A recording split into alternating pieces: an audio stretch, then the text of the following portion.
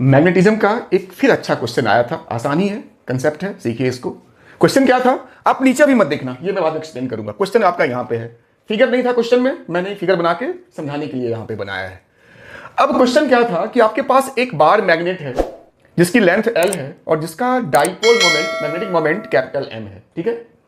अब इन्होंने क्या करा है क्वेश्चन में कि कहा कि इस बार मैग्नेट को अगर मैं कुछ ऐसे बैंड कर लूं 60 डिग्री पे, तो अब ये जो नया बैंड मैग्नेट है इसका डाइपोल मोमेंट क्या होगा, आपसे ये पूछा है, नया डाइपोल मोमेंट। तो देखो बच्चों, इसमें एक सिंपल सा कंसेप्ट है, बहुत डीप में नहीं जाना है, कि नॉर्थ और साउथ के बीच में जो डिस्टेंस होगा उसको हम इस डिस्टेंस से कंपेयर करके इसको निकालते हैं।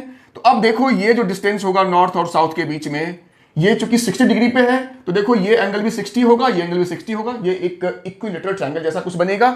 मतलब ये डिस्टेंस भी आपका, क्योंकि इसको हमने हाफ हाफ बेंड किया है, तो ये L/2 हो जाएगा डिस्टेंस, और ये L/2 होगा, तो सिमिलरली ये भी L/2 होगा, क्योंकि ये इक्विलेटरल ट्रायंगल जैसा बिहेव करेगा। तो जो इफेक्टिव डिस्टेंस होता है हम उसी को लेते हैं। तो यहां पे लगाएंगे यूनिटरी मेथड। क्या लगाएंगे, जब हमारा लेंथ टोटल L है नॉर्थ और साउथ के बीच में, तो डाइपोल मोमेंट मेरा M है। देयरफॉर जब मेरा 1 है तो ये हो जाएगा M/L। देयरफॉर जब मेरा डिस्टेंस या सेपरेशन L/2 है तो इनटू L/2, तो L कट हो गया, तो आपका आंसर आ गया M/2, यही आपका आंसर है, ठीक है। अब मैंने नीचे कुछ फिगर्स बनाया है। कुछ बच्चे ये कहते हैं सर डाइपोल मोमेंट जो आपने पढ़ाया था वो NIA था। उसको कहा ठीक है ये होता है, बट ये कॉइल के लिए होता है, यहां आपका बार मैग्नेट है, तो आप NIA कहां से लाएंगे।